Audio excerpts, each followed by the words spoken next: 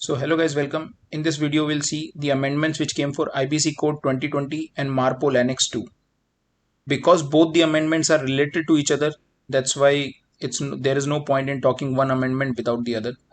So in 2020 there was a MSc circular 460-101 for IBC code, and at same time there was another circular MEPC 31874 for MARPOL Annex 2. Both of these circulars came almost at the same time in 2020. So before talking about the small amendments which came in IBC code, we'll see the biggest amendment or the major amendment which came in IBC code 2020 and which was related to MARPOL Annex 2. So in MARPOL Annex 2, as per MEPC Circular 318, they added a new definition for persistent floater. Basically here what they meant was, to some cargoes they named them as persistent floater if they fulfill this criteria. If their density is equal to or less than seawater density at 20 degrees Celsius, vapor pressure is this much, solubility is this much, kinematic viscosity is this much. So if your cargo is following these properties, then that will be called as persistent floaters. Okay, so what are those persistent floaters? So here is a list of cargoes which are termed as persistent floater in IBC code. So these cargoes are identified as persistent floater in IBC code. So over here, if you look carefully, all of these cargoes are vegetable oils or waxes. So for example, you can see palm oil, then corn oil, soybean oil, sunflower oil, palm kernel oil.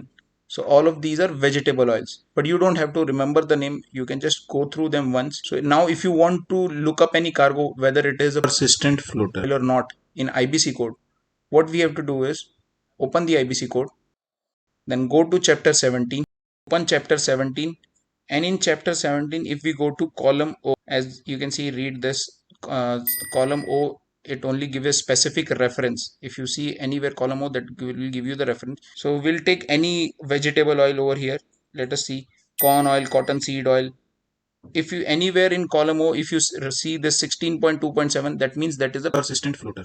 You can see 16.2.7, cotton seed oil 16.2.7. So any vegetable oil, for example over here, coconut oil, cocoa butter 16.2.7, 16.2.7. So all of these, so as you can clearly see that all vegetable oils and waxes are termed as persistent floater.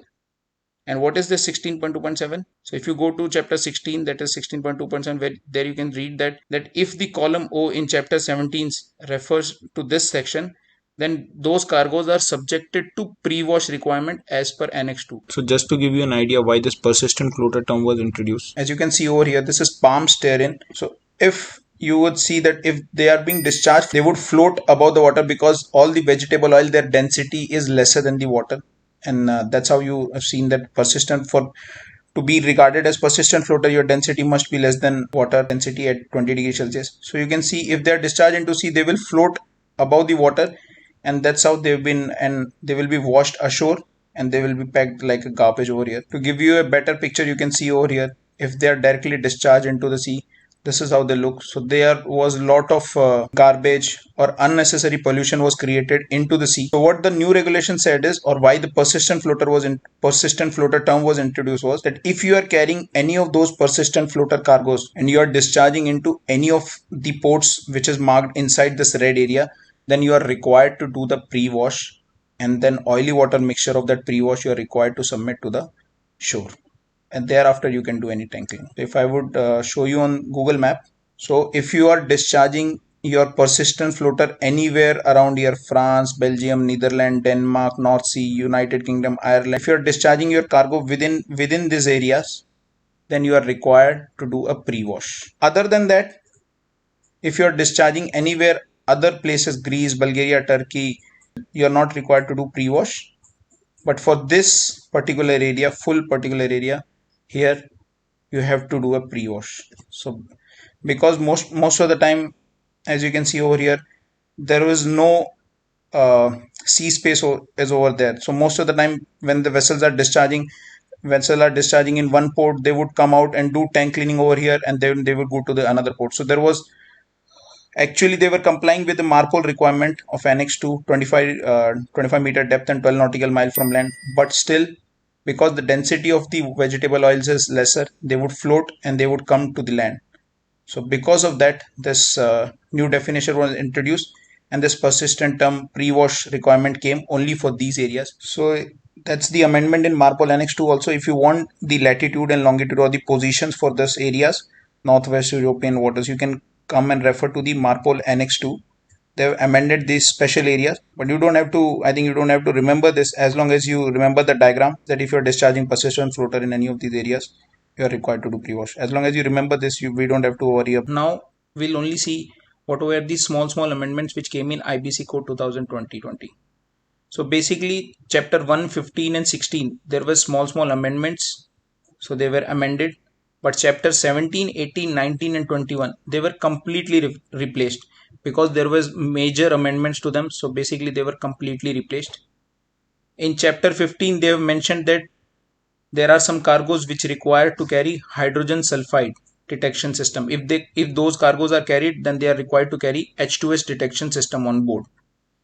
In chapter 17, what they have done is, as we all know, chapter 17 is the summary of minimum requirement for cargoes to be carried.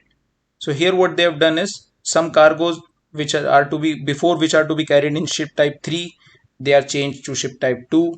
Some cargoes which were before required to carry in ship type 2, they are converted, brought to ship type 1. And like these, and there were some cargoes for which the ship type has been downgraded. So these were the amendments, small amendments. One noticeable amendment was over 200 cargoes will now be added to the current cargoes having toxic T denoted in the column K. So let me show you. So this is the new IBC code which is completely changed. So here this is IBC code 2020, and as you can see over here, methyl alcohol, which is called methanol. Before it was not identified as toxic. As you can see here in column K, they have only mentioned F, that means flammable. T is not mentioned for methanol. I'm showing you just as one example. And in this is IBC code 2020. Here you can see methyl alcohol.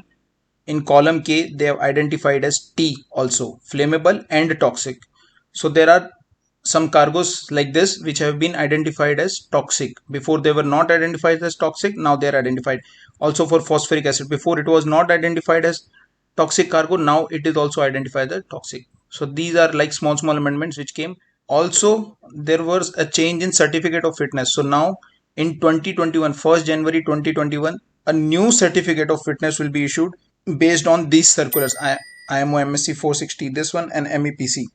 So as you can see, this is that certificate of fitness for which they have mentioned over here is that it is including the resolution MSC circular and MEPC circular. And also if you're carrying your PNA manual, there was amendments in PNA manual. As you can see over here, they have written MSC circular and MEPC circular. There are amendments, and this book is effective from 1st Jan 2021. Either there are amendments or new books are issued depending upon your class to class. So these were the changes. Thank you.